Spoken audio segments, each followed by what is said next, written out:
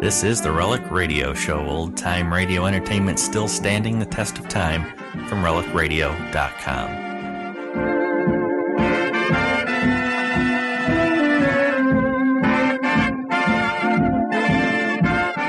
Welcome back to the Relic Radio Show. Thanks for joining me this Tuesday. The Columbia Workshop begins this week's hour of radio drama with their story from July 25th, 1936, titled Broadway Evening. After that, it's the six-shooter in Thicker Than Water. That episode aired March 14th, 1954.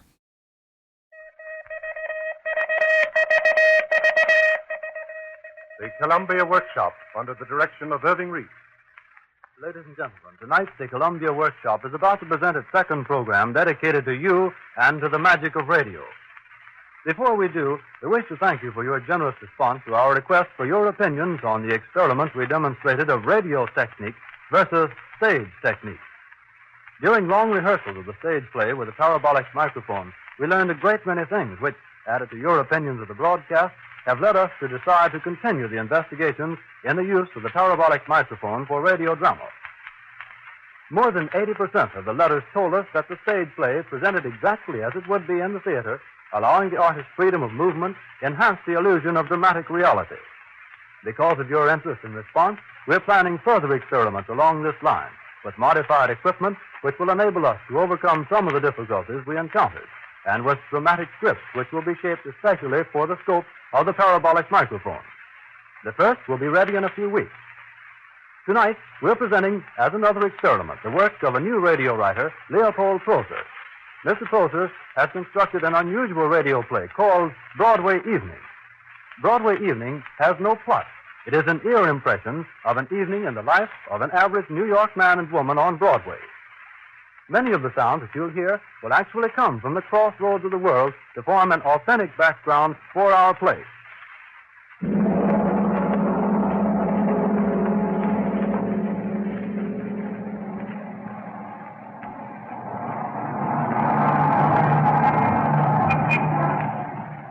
Times Square, the Great White Way, the main stem, the street of broken dreams, of fame and fortune, of hope and disillusion. Its great hotels would house a city full of people. Its restaurants would feast them. Its electric signs would light all their streets. The sayings of its sages, the soothsayers and its philosophers, would keep them reading for a lifetime. As bright as noon the whole day long, more stars than there are in heaven, the gayest spot in all America. The world beats to the pulse of Broadway, and its heart is the crowd that moves beneath its gaudy halo. Great ships bring them here, and swift airplanes. They come in 1,000 trains and 10,000 automobiles, in huge buses, and sometimes on floats. Visitors from the furthermost reaches of the United States, from all the Americas, pleasure seekers from the ends of the earth. They speed over it in taxicabs and up and down its buildings in fast elevators. But mostly, they walk up and down its sidewalks. You see this crowd on the stage, in the movie houses, on the screen as shadows. It is to be found between the pages of books and caught in the paintings of countless artists. Its movements, its colors, its smells unknown everywhere. Its gaily dressed throngs, its pet children, and even its beggars are the material for a never-ending stream of dramas. No source of pleasure is unknown to it, and many know its misery. It speaks all languages, in every tone, with every gesture. It is strident, fast, and living. Most of all, it is unceasing. Here is its voice.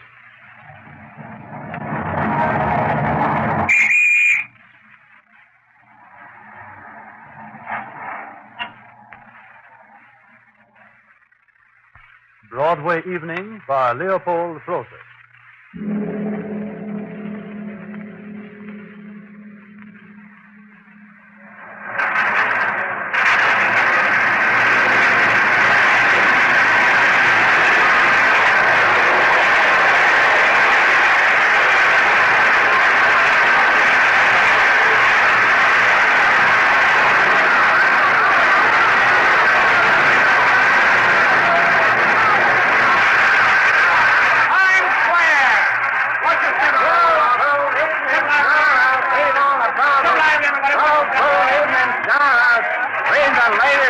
Excuse me, sir.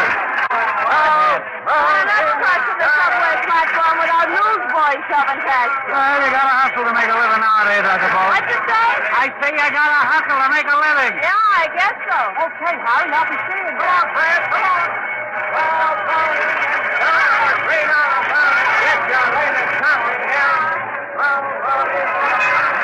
Saw my horoscope this morning on the influence of Venus. Yeah?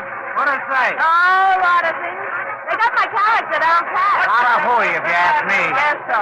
Things often turn out, though, just as I predict. Coincidence. What'd you say? I said coincidence. Yeah, that's true. It's funny, though, just the same.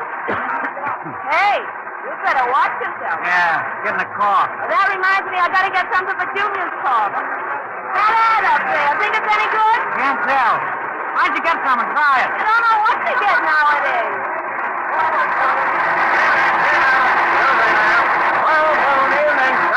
Get your coffee. Gotta reline the drawers in the bedroom chest. A lot of dust collected. Don't know where it all comes from. Wind blows it from the street, I suppose. Right, the dust 1 minute and it all settles again the next minute.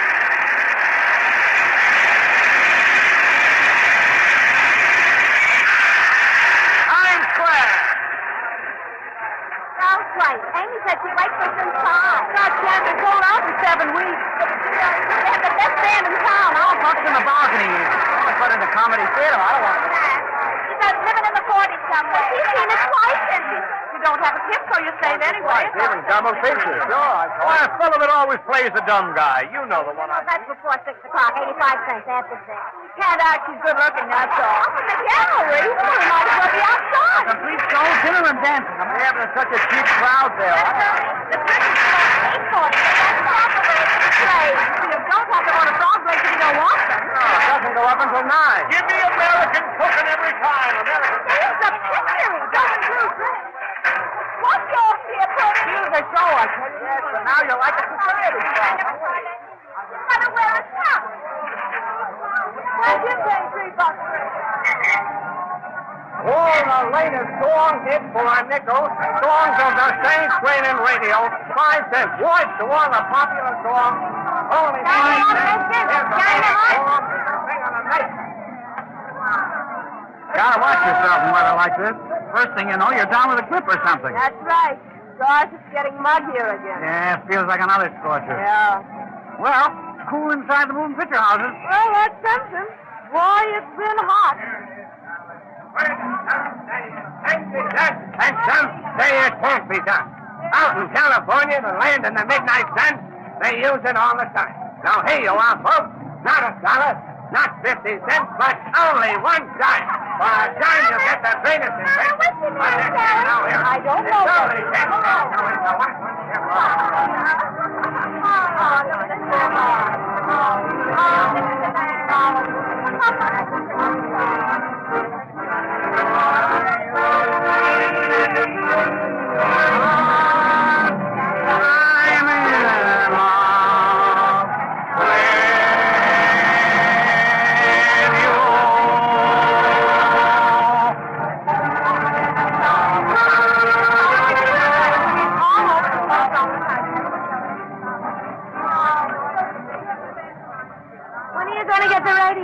Oh, it needs a new trend.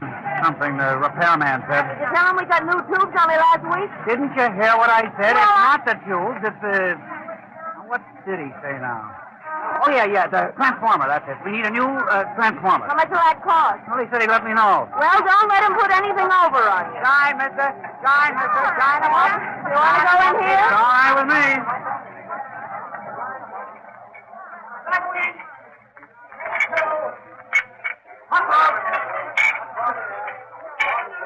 Get your checking the machine, sir, please.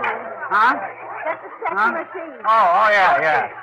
Oh, you never know what you get in these places. Yes, whatever you want. Well, I don't know what I want. Well, guess I'll have some eggs. Will you give me 2 fried eggs, fry them on both sides? Fry two, over. I'll take some bacon with that. Well done, please. Bacon with it, well.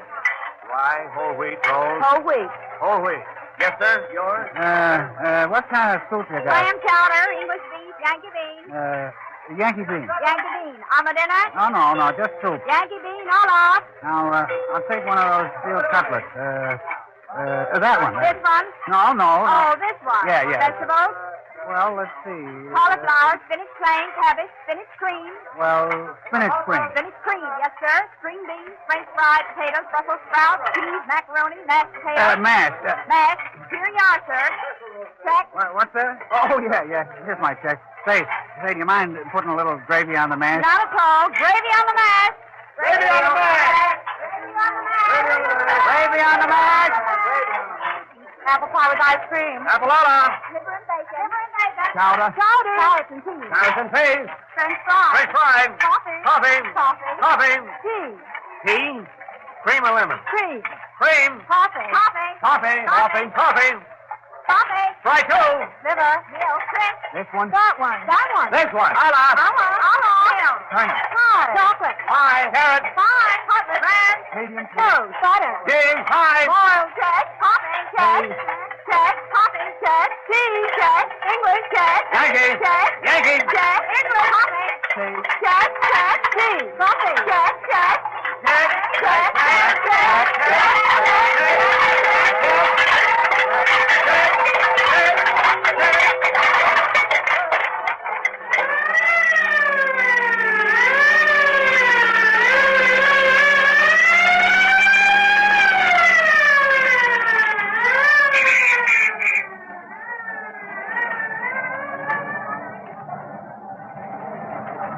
Got your ticket for complete show just starting. No waiting, complete show just going on. Get your ticket for complete show. Two, please.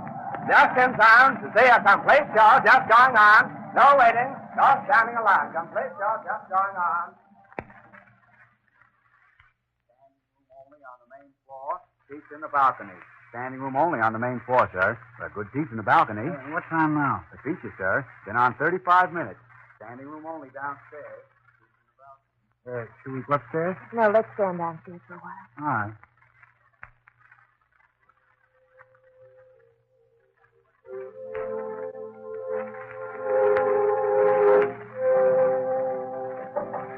Dorothy, I didn't expect to find you here. I'm going away, Reggie. Going away, Dorothy? Why? Well, I realize it's all over between us. You and Bob Viola. And well, there doesn't seem to be any good reason for my staying around anymore. Let's sit here. Okay. Gee. Thanks, Dorothy. You're swell. Yes. Well, I guess it's goodbye. Yes. Goodbye. Reginald. Yes, Dorothy. Aren't you going to, for old time's sake, won't you kiss me goodbye? Kiss you goodbye? Well, Of course, Dorothy. Red!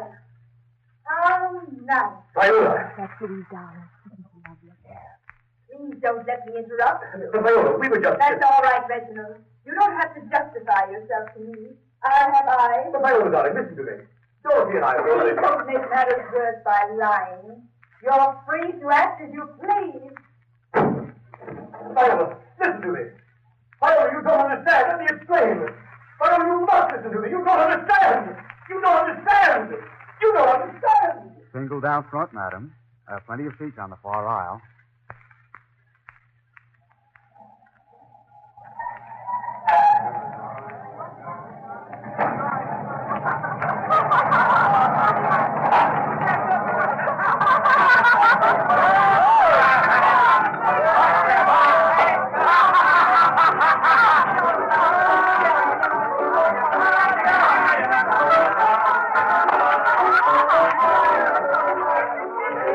What do you order martinis for if you don't like it? I don't like any kind of cocktails. I just take one to keep you Oh, company. yeah? Fine company you're keeping me a 2 bits of throat. Oh, stop your kidding.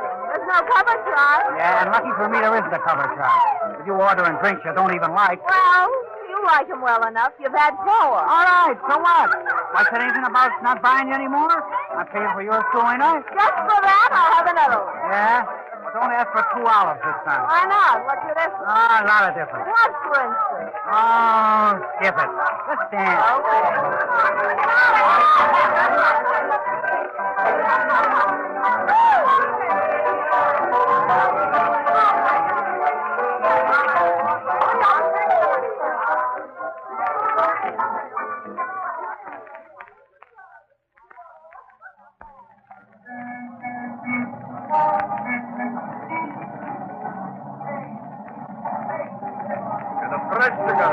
Get a fresh cigardina. Only a dime. Get a fresh cigardina. Get a fresh cigardina. Morning papers, I'll read all about it. Morning papers, get your copy here.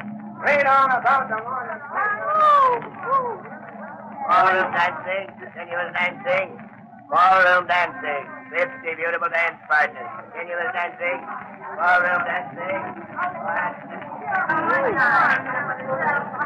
I nearly stifled in that diner dance place.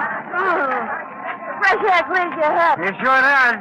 Terrible hot in there. You don't notice it till you come out here in the open. Yeah. Open air feels much cooler after that hot joint. You don't feel so choked up. You can breathe easier. You sure can. Ballroom dancing. Honor ballroom dancing. 50 beautiful dance partners. Continuous dancing. Ballroom dancing. Continuous dancing. It took me the longest time to get over the sunburn I got in the beach last summer. I thought you rubbed that lotion on it. Yeah, I did, but it didn't do much good. No, I guess I not. gotta rub it on before. Oh, before the sun gets you? Yeah, then it doesn't burn so bad. Well, why didn't you? Oh, I don't know. Guess you don't think about it at the time. Yeah, I guess you don't. I am up next step. I am up. Here. What's the matter? You colorblind? Can't you see the red light? Yes, officer. Then why do you go ahead? Yes, officer. Green means go, red means stop. Yes, officer. All right, then. See that you remember next time. Yes, officer. All right, take it out again. Yes, officer. Yes, boy, so I'm only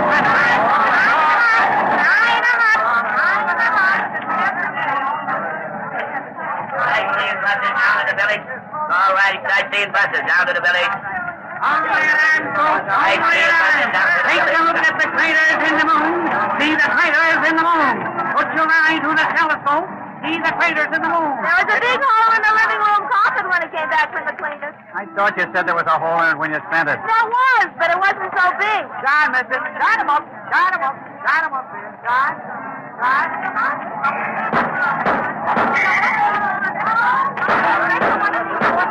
Step right in, folks. Step right in. Come right inside. That's right. Now get right down here in front here, folks. Get down here so I won't have to yell so loud.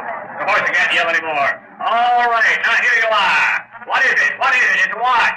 No, lady, it's not a solid gold watch. And I'm not going to sell it to you as a solid gold watch. And I'm not going to sell it to you for the price of a solid gold watch. In fact, by the time I'm finished, you'll wonder whether I'm going to sell it at all. You'll wonder whether I don't intend to give it away. Look at the watch, ladies and gentlemen. All right. Pass me another of the same article, Fred. That's right, Fred. That's right. A man couldn't wish for a better assistant. These watches, ladies and gents, is solid 14-karat rolled gold-plated cases. There's only 2 of them, and the cases are solid 14-karat rolled gold-plated cases. Now, you'll ask me, what's the difference between that and the gold you pay for in watches at the swell stores charge you $50 and $100 and $200 for? And I know you all buy 1 or 2 of them watches every week. What's the difference? Well, I'd be telling a lie if I said I knew. Yes, I'd be telling a lie. But I know this much. I said I know this much. That those swell stores where you pay $200 and $300 for a watch don't have any rent to pay there on the swanky avenues. Oh, no. And they don't have any insurance to pay. They don't have to pay for the uniforms with solid silver buttons on the lottie-da-dorman. They don't have to pay for the elegant attendants in tuxedos at 10 o'clock in the morning to help you select your monogram cufflinks. Oh, no. And that's why they can give you things so cheap. But I have to pay to have my windows cleaned every 6 months and the floor swept. And so that's why I gotta charge you $500 for a watch, and the Tony stores only charge you $10. Yes, ladies and gents, $10 was what I was getting for these solid 14-karat rolled gold-plated watches this morning. But for you folks, going to do better because I know you have confidence in me, see? Not 10, not 9, not 8. Here, wait a minute. I'll tell you what I'll do. You folks are going to be glad you came in here tonight. Hand me one of them there rings, Fred. One of them 18-karat solid rolled gold-plated engagement rings with a genuine stone. That's it, Fred. We've been together for a long time, eh, Fred? You trust me, and I don't trust you. Hold it up and I can all see. Now, ladies and gents, take these two articles together. The 14-karat solid rolled gold-plated watch and the 18-karat solid rolled gold-plated ring. John, Mr. John. John, I'm up, Mr. John, I'm up, Mr. John. I'm up, Mr. John here. John. I'm up, Mr. John. Hit the target. Six shots for one gun. I'll try your aim, folks. Try your aim for it. Hit the target. You get six shots for one gun. I read all the gangsters are getting killed off. Yeah. They kill each other. Saves the police a job. Notice how they all die young? It said that hardly any of them reached 40. 40's a good age for a gangster. Young to die, though. Well, they got it coming to them. Yeah, I guess they have. If they kill each other off, soon be none of them left. There'll always be some, as long as there's money. Yeah, and women. That's right. There's always a woman mixed up in it somewhere. All turns on money or women in the long run. Run isn't so long, either. Yep. Fast life and a gay one. Can't be so gay. Maybe not. But plenty fast. 2 francs. 2 francs? 2 drinks with them? 2 francs. 2 drinks? Frank, put it with it. 2 dogs as much as they go. 2 dogs to go.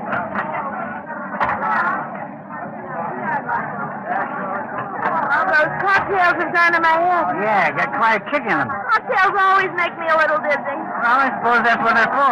Yeah, but you gotta drink a lot of them. They charge too much. That's right. Nothing in them. Must be all profit. Well, you get away with it. Sure do. It's a good business. Well, business if you know how to work it. Well, they know. They sure do. You bet they do. Now bring all the crowd and get your coffee up the morning.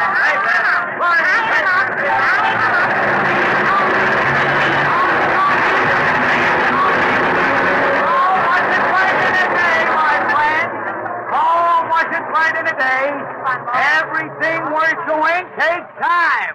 Nothing worth doing is done in a hurry. How about winning a horse race? Let them that are suckers enough to bet on horses, bet on horses. And I'll bet their last pair of pants if they want to. If you're going to be a sucker, you're going to be a sucker, and I can't do anything about it. Yes, you can. Give us the winners. All right, you can laugh. You can laugh. What this product can change your bread and butter, I tell you. It touches the fundamental solidarity of the only stock that got left to stand. It's your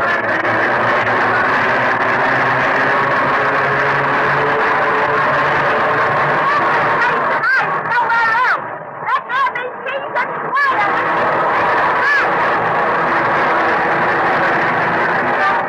The world is in a turmoil across the sea.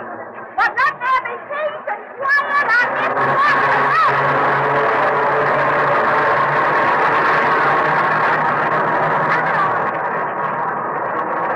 You men know why? You know the truth about things? Or are you deluding yourselves? Are you going about in a circle with your eyes closed like a squirrel in a cage, round and round? Squirrels don't know better, folks. They don't have the faculty of human intelligence that differentiates us from the animals. They go round the circle. They don't get no place. They can't think where they're going as human beings like you and me can. They're content to plod around and round and round without gaining anything from going round and round. But you and I, having the faculty of human intelligence, don't have to go round and round. We can get someplace. We don't have to emulate the squirrel who gets someplace. So men, learn the truth about things. Don't be content to go as the squirrel goes, round and round and round and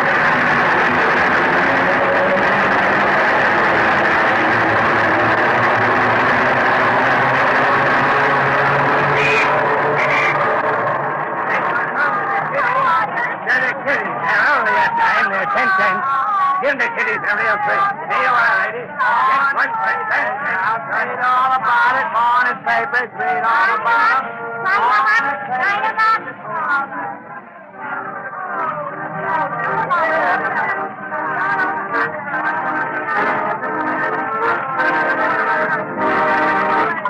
Thank you.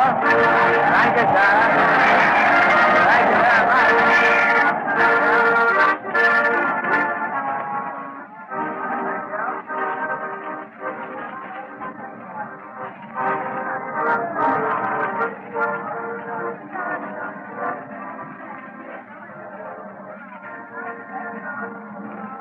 I wonder how much those big shot musicians are worth. Supposed to play in the high-class music hall tonight. Hard to say.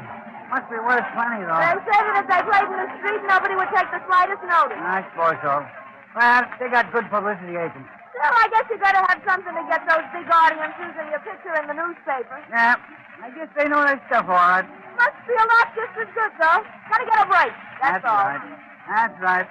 They gotta get a break. I am up. Take one home to the kiddies. They're only 10 cents. They're only a dime. Take one home to the kiddies, folks. Here you are, lady. They're only 10 cents. You won't have to rock me to sleep tonight. I'm pretty tired, too. Done a lot of walking. Yep. Time tires you out. Gosh, I never knew I could get so tired. Guess the cocktails help, too. Yeah.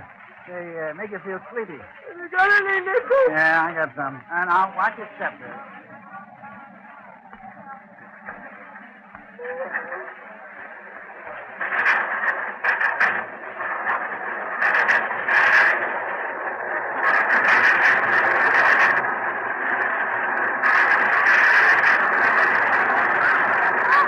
I forgot to get those cocktails. Get it some other time. Oh, gee, I'm sleepy. So now.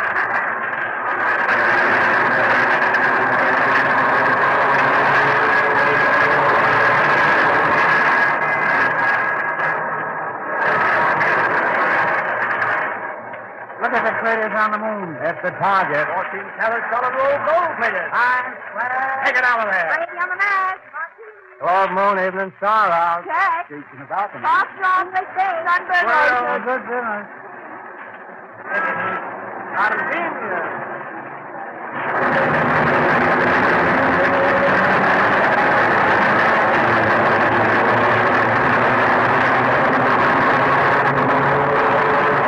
In the Bowery. Martini's in the Bowery. What's that? Go on the mat. Papers, not $1, not 50 cents. On paper, not $1, not 50 cents. 14-karat solid roll gold seats for balcony. 14-karat solid roll gold seats for the balcony. 2-9 officer. Fruit drink with it. Fruit drink with it. 2-9 officer. Fruit drink with it, fruit drink with it. Rolls, 5 cents a bag. Well, 5 cents a bag.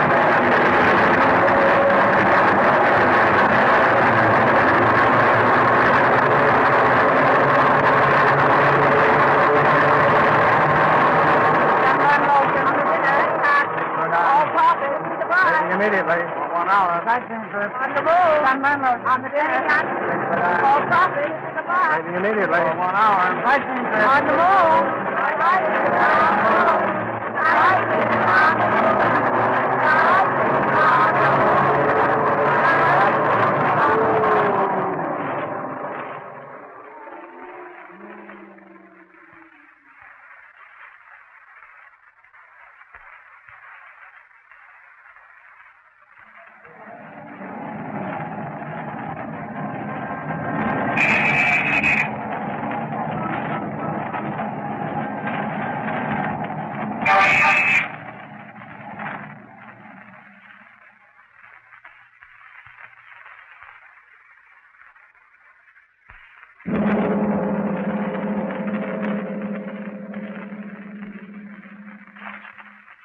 The Columbia Workshop has presented, as an experiment in radio drama, Leopold Prosser's impressionistic radio play, Broadway Evening. Although all the voices you heard performing in the script came from Workshop Studio, practically all sound effects were actually taking place during this past half hour on Broadway and picked up by our microphones to furnish an authentic background to this play. We hope you liked Broadway Evening, and we would like to receive your comments. Tune in next week at the same time for another broadcast of the Columbia Workshop. The Columbia Workshop is directed by Irving Reese. Brewster Morgan assisted in the presentation of Broadway Evening. This is the Columbia Broadcasting System.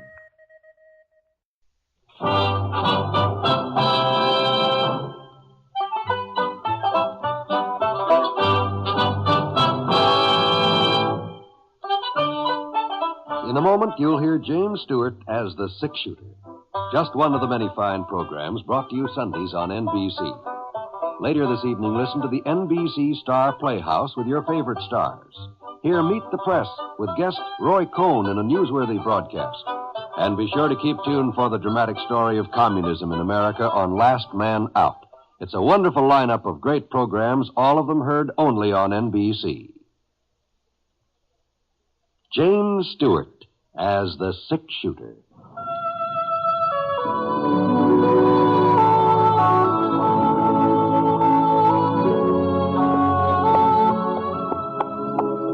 The man in the saddle is angular and long-legged. His skin is sun-dyed brown. The gun in his holster is gray steel and rainbow mother of pearl. It's handled unmarked. People call them both the six-shooter.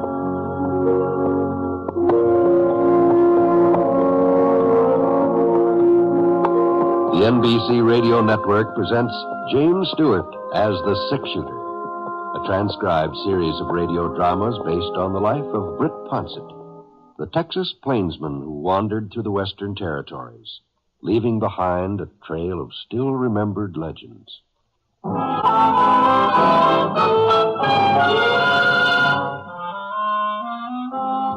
I could tell he was a big man from the sound of his steps as he plowed through the trees toward where I was squatted by the fire eating my lunch. Finally came into sight. He's almost as broad as he was tall, with bright red hair and a great big thick mustache that kind of curled up at the corners. Well, he sure wasn't any cowhand. Not with those duds he was wearing. Long black coat and light yellow breeches. Looked like he'd been wearing them for quite a spell, too, though. Mud all over the pants and a tear in one of the coat sleeves. He seemed cheerful enough, though. At least the grin he gave me was so broad it showed off practically every tooth in his head. Lots of gold there, too. Howdy, mister. Hello. Mind if I warm myself for a spell? No. Go right ahead. That sun just don't give off much heat. What time you make it, mister? About noon. Maybe a little later. Hey, that grub sure smells good, don't it? Are you hungry? Well, not hungry exactly. Starved would be more like it. Well, you help yourself to what's left of the beans over there. Well, thanks, mister. Thanks a lot. Worked up quite an appetite since breakfast. You traveling on foot, huh? Yep. Not from choice, understand? Not from choice. Oh, yeah. Had me pony. Finest little roan you ever saw. I lost him, though. Oh, by George, those beans are tasty. Well, you lost your horse? Yep. Last night. Poker game over to Jackson. Poker, yeah. Oh, yeah. Well, you're a gambler, huh? Well, the way the card's been running lately, I ain't so sure. I see. But if I had to go broke somewheres, I guess Jackson was as good a place as any. At least it's within walking distance of Clover Fork. Well, that's quite a walk. Well, I know it. I ain't got much further to go, though, have I? About 15 miles, I think. Well, I reckon I'll make it somehow. You acquainted with Clover Fork, mister? Some. I've been working on a ranch not very far from there. Usually get into town every week or so. That's where I'm headed now. Well, then, maybe you can tell me where I'll find my family. My wife and son, that is. Their name's Proctor. What? Proctor? Well, they're still living in Clover Fork, ain't they? That's where they'd moved to last time I heard. Janet Proctor, that's my wife. Boy's called Ted after his grandfather. You know him, mister? Yeah, I know Ted. Oh, I'll bet he's a whopper by now. Why, he must be, well, let's see, he's going on 12 years old. He's a good-sized boy, all right. And what about Janet, mister? She's still pretty? She used to be pretty as a picture when she was a girl. Yeah, well, as a matter of fact, Mrs. Proctor's dead. What? Yes, she's, it was over a year ago now, pneumonia. Janet? Dead? Yes, I'm very sorry, Proctor. It's funny they didn't let you know about it. I reckon they tried. I ain't an easy man to reach. I keep moving around. Yeah, well, to tell you the truth, I didn't realize that Ted's father was still alive. I sort of got the impression that you were dead. Poor Janet. She sure never had much of a life. It was my fault. My fault more than anybody's, I guess. But I just couldn't do no different. I tried to settle down, get a steady job. It didn't work out. Some men aren't meant to stay put. Yeah?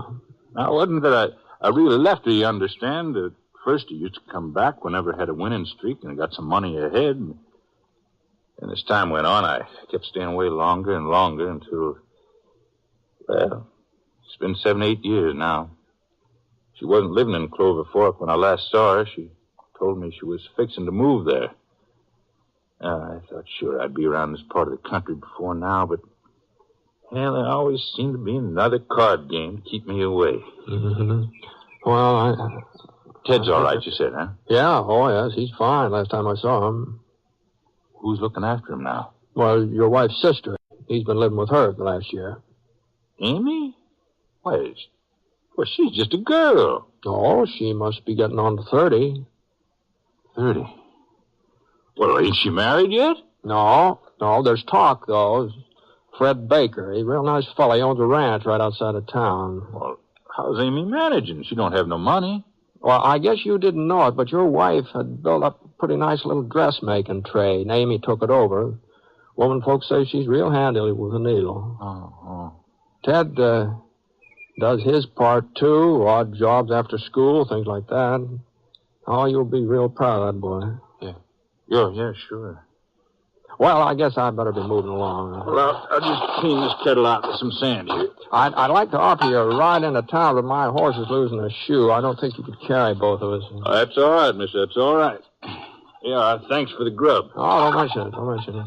Say, well, doggone it. I don't know your name, do I? Oh, it's Ponset. Not Britt Ponset. That's right.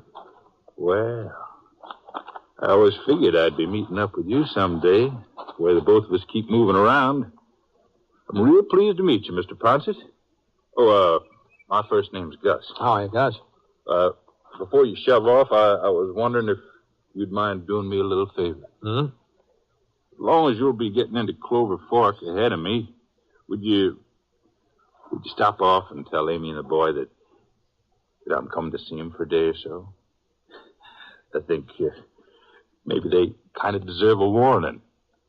Sure, I'd be glad to, Gus.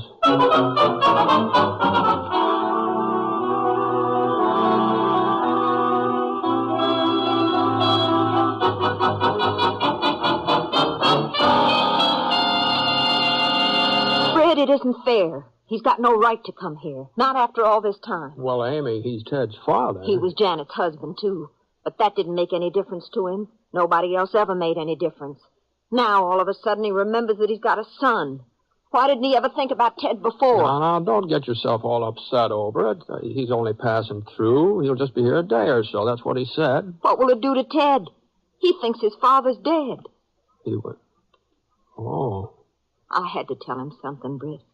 When Janet was so sick, he got the idea that if his pa was here, she'd get better. I could hear little Teddy praying. Every night he prayed that his father would come home. And when he didn't, and Janet died, well, I told him Gus was dead. I said that was why he hadn't come.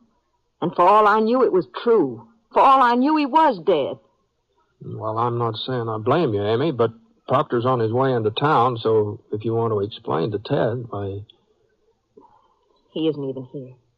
He had some errands he was going to do for me on his way home from school. I imagine he'll... Oh, that'll be Mrs. Peters. I promised her I'd have a dress ready for tonight, and it's barely started. Oh. Hello, Amy. But Gus. You were expecting me, weren't you? Yes, but not yet. Not so soon. Britt said you wouldn't be here until later. Well, made better time than I expected. Soundbuster give me a ride in his wagon. Oh. Well, come in. Howdy, Mr. Ponset. Nice seeing you again. Hi, Gus. My. You turned out real pretty, Amy. Have I?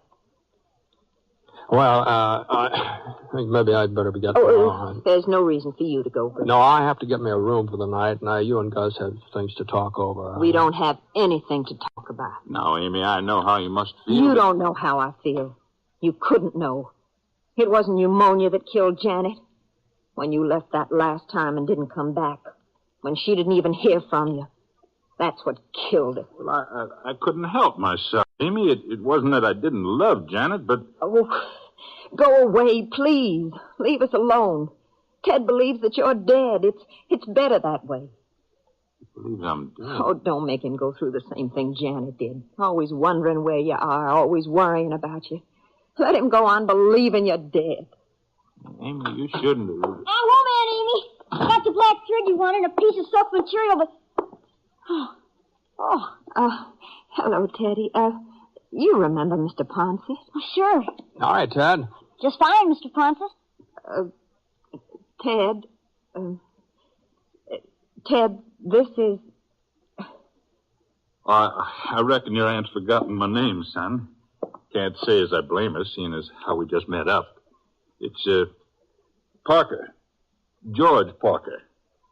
I stopped by because I used to be a friend of your pa's.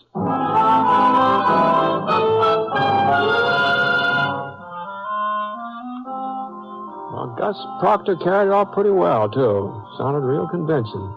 The only mistake he made was saying that he'd known Ted's father. Well, sir, that youngster cut loose with a whole passel of questions. And from then on, Gus had a pretty hard time keeping up with pretending. He kept trying to leave, but it seemed that he just had to stay for supper. Ted wouldn't take no for an answer, and Amy, well, she had to go along with it. Finally, Gus agreed, but he made it plain that he wouldn't be staying in Clover Fork overnight. Well, I went over to the hotel and got myself a meal, my room. Oh, Amy had invited me to supper, too, but I told her to make it some other time. After I'd eaten, I settled down in the lobby. The usual poker game was going on over in the corner. So I sat around for a while. And then just as I was getting ready to go upstairs, I saw Gus come strolling in. Good evening, Britt. I was hoping you'd not gone to bed yet. Yeah, well, I sure was thinking about it, Gus. How was the supper? Oh, it's first rate. Amy's a real fine cook. She's a fine woman, too, Britt. She's done a good job with the boy. Well, I never heard anybody say otherwise. You went on playing dead, huh? I must say I wrote myself a mighty pretty obituary. You did? Yeah.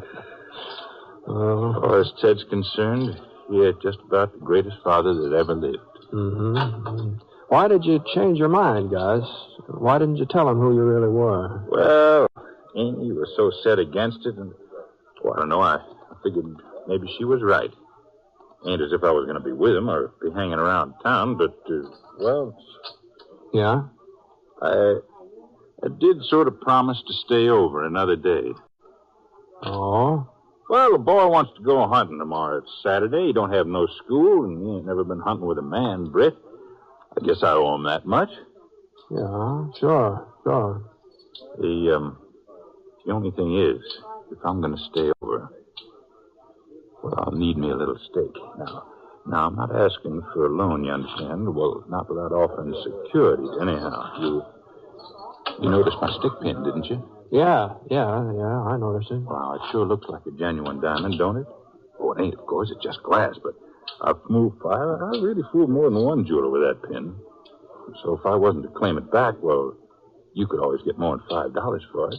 You wouldn't be out nothing. No, I don't know, because $5 is a lot of money, you know. You'll have it back before morning. Mm-hmm. I will, huh? Sure. You see that game over there in the corner? Yeah. Well, not one of them fellas knows the first thing about poker. can tell from the way they're holding their cards.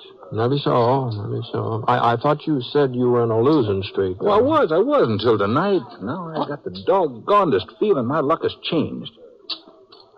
Ted sure had his heart set on going hunting. All right. Here you are. Here's the money. Thank you, Britt. Thank you. Here's the pin. Oh, you don't have to No, sir. A business transaction is a business transaction. Now, here, you take it. Say, by the way, what did you tell Ted about yourself? I mean, about this George Parker you're claiming to be.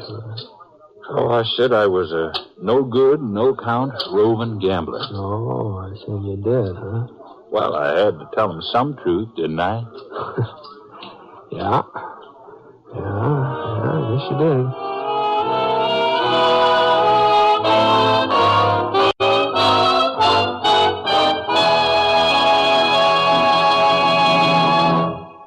We'll return to James Stewart as the six-shooter in just a moment. But I'd like to pass on a word of thanks to you, our audience. Thanks from Jimmy Stewart, from our writer, Frank Burt, the entire technical crew, and our director, Jack Johnstone, for the warm, friendly letters we receive from you every week. It makes us feel that you are somehow sharing the pleasure that is ours in bringing you the six-shooter. We only wish it were possible to answer them all individually, for we appreciate hearing from you more than you may realize.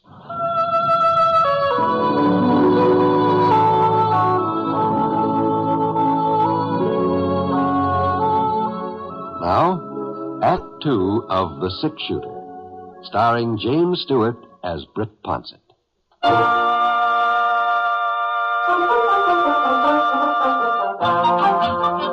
Well, Gus paid me back first thing next day. And he had a whole lot more than $5 in his pocket, too. Plenty of silver and a roll of bills. I guess his luck had changed, all right. He was all fixed up to go hunting when I saw him, wearing some new breeches and a flannel shirt, carrying a couple of first-class rifles under his arm. I went about my business, picked up some parts for the pump on the Eagle J where I was working, and headed back to the ranch. And it was almost a week later before I came into town again, new harness for the mules this time. I was kind of surprised to see Gus playing poker in the hotel lobby when I registered. I figured he'd probably moved on by now. He waved to me and went on with the game, and it looked like to me he was still winning. Well, I went upstairs to my room and started to clean up for supper. Come in. Oh. Howdy, Mr. Pontus. Well, how are you? Well, what can I do for you, Ted? I stopped by the hotel to see Mr. Parker, but he's busy. He said you were back in town, so... Well, I'd like to talk to you, Mr. Pontus. Sure, go ahead. You're a friend of Mr. Parker's, ain't you? Well, more or less, I reckon. Well, I think he's getting ready to leave Clover Fork, Mr. Pontus. Oh? He told me he never stays in one place very long. Not more than a few days, usually. Mm-hmm. I'm going with him, Mr. Pontus. When he leaves, I'm going along. Oh, he don't know it yet, but I've made up my mind. I ain't never had so much fun in my whole life as I have since he's come to town. We've been hunting and fishing, and he even let me play hooky from school day before yesterday, so we could hire some horses and take us a ride out in the country. Oh, only don't you tell Aunt Amy. All right, okay. He must like me, don't you think? Well, it sure looks like it, doesn't it? He says he ain't got no family of his own. Well, I bet he gets lonesome. I bet he'd like having somebody with him. Well... He's just got to take me along. If he don't, I'll go anyway. I'll run away and I'll follow him, and I'll find him, too. Now, just hold on. Oh, it ain't that I don't appreciate what Aunt Amy's done for me, but I'm grown up now. I don't need a woman fussing and making me behave. I want to be like Mr. Parker. I want to move around and see lots of places the way he does. And I'll learn to be a gambler. I've watched him. I already know how to play poker. Some. Oh? Uh-huh. Well, most anybody can learn how to play it. Is learning how to win that's a mite more difficult. Well, he never loses, Mr. Ponset. There ain't nobody who can beat George Parker. Is that so? He's just about the finest man I ever met. Maybe not as fine as my pa was, but he was a friend of my pa, so Pa must have thought good of him, too. Uh-huh. I've been able to ask him about letting me go with him. I'm scared he'll turn me down. Of course, it wouldn't make no difference if he did. Like I said, I'll go anyhow. But, well, would you ask him for me? I mean, would you tell him what I've decided? Well, don't you think maybe you ought to talk this thing over with your Aunt Amy? Oh, first? that'd be just a waste of time. I know what she'd say, but it wouldn't make no difference. All right, Ted. I'll ask Mr. Parker. I'll tell him what you decided.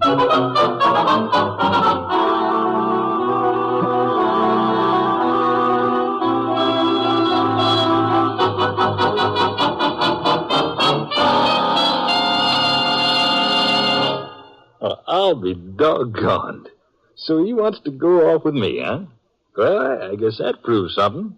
Ted's my son, all right, and I guess maybe somewhere down deep inside, he knows it. Maybe so, Gus. Maybe so. I don't know why I never thought of it myself. Well, ain't no reason why I shouldn't take him. Oh, I sure don't know of any. Why not? When I was his age, I'd already left home. He'd just be following in my footsteps. Except in this way, I'd be around to look after him. Yeah, and he's a pretty big boy. He must have had some schooling by now, probably enough. More than likely. Oh, well, now, I don't know about that. Well, of course, it won't make much difference, Gus, as long as he's going to be a gambler. What? Oh, yes. That's what he's set his mind to being, a gambler. Well, he ain't going to be no gambler, Britt. You think I want Ted to have the kind of life I've had? You think I'm proud of myself? Man wants his son to do better than he's done. Any man wants that. Of course he does. I could settle down, get a job again, make a real home for him. And then later on, I could let him know who I really am, that I'm his pa. Yes, sir. Yes, sir. That's just what I'll do. Sure, yeah.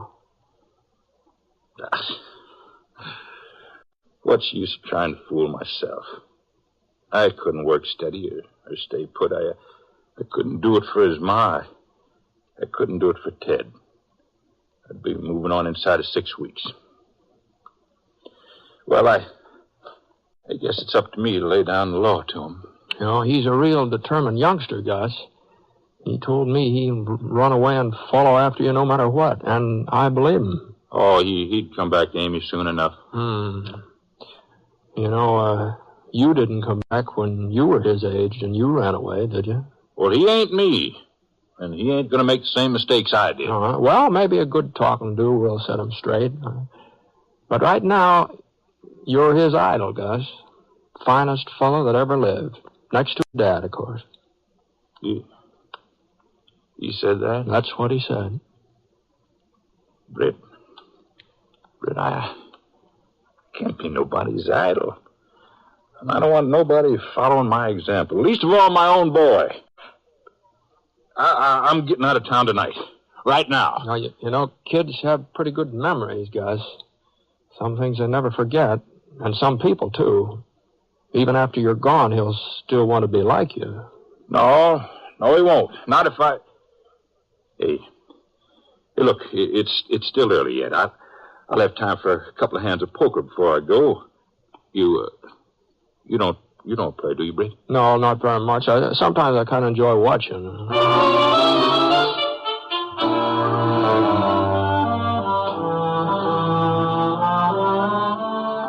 There was a seat open when we got downstairs, and Gus moved right in. Boys sure were anxious to have him play, especially Bart Finch.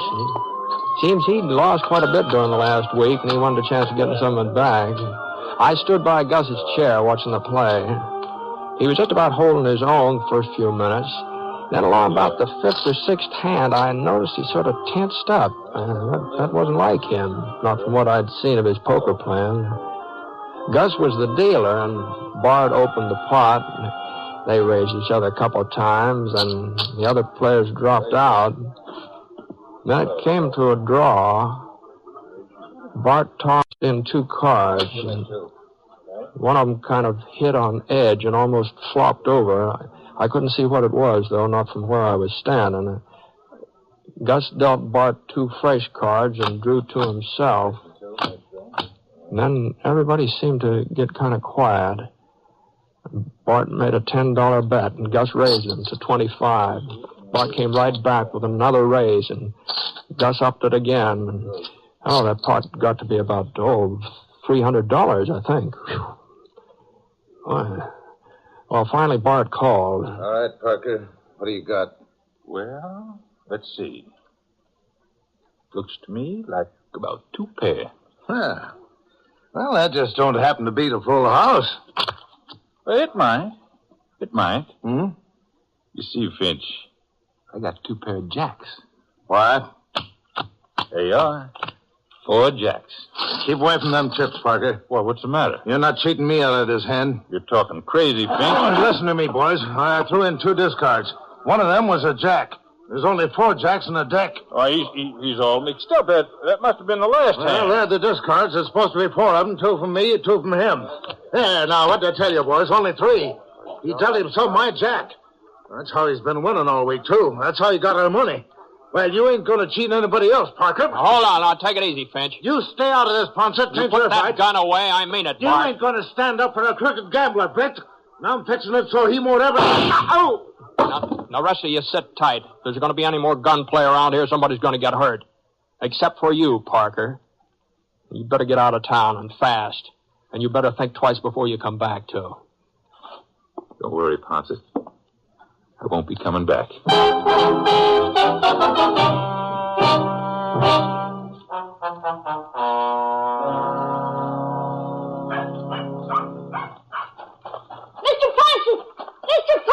Hmm? Oh, hello, Tad. I've been looking all over for you. It ain't true, is it? What they say about Mr. Parker? He didn't cheat at poker. He couldn't have. Well, I'm afraid that's how it looked. I don't believe it. I won't. He isn't that kind of man. He just isn't. They even say that you told him to leave Clover Fork and not to come back. That's right. Honest, Mr. Ponset? That's what I told him, Ted. You mean it really happened, what I heard? It happened all right. It's true. To think I wanted to go with him. I wanted to be like him. I must have been loco. Why, a man who cheats at cards, he's lower than a snake even. Mm-hmm. Well, maybe Mr. Parker had a reason for what he did. There couldn't be no reason. Not for something like that. I wish I'd never heard of him. And I don't think he was a friend of my Pa's either. I don't think he ever knew Pa at all. Pa wouldn't have had nothing to do with a skunk like him. No, I don't know about that, Ted. Well, I do. Uh-huh. Look, maybe you ought to head for home. Your Aunt Amy will be worrying about you, don't you think? Yeah, you bet. You know, Mr. Ponset, I ain't ever gonna leave her. Oh, someday you will. But not for a while yet. Not for a while yet, Ted.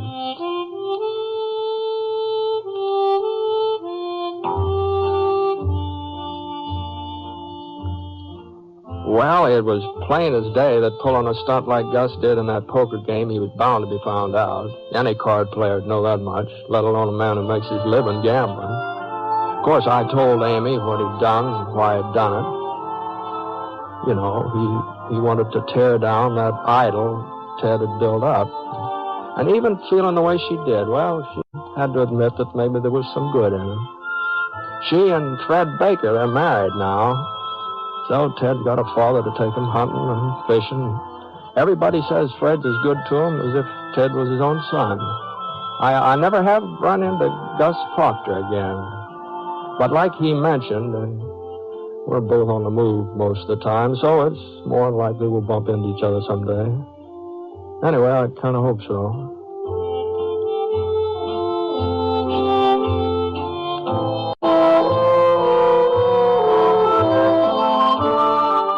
The Six Shooter is a transcribed NBC Radio Network production in association with Review Productions. It is based on a character created by Frank Burt and is written by him. Mr. Stewart may currently be seen in the Universal International picture, The Glenn Miller Story. Others in the cast were Shirley Mitchell, Dick Beals, Barney Phillips, and Robert Griffin. Special music for this program was by Basil Adlin, and the entire production is under the direction of Jack Johnstone.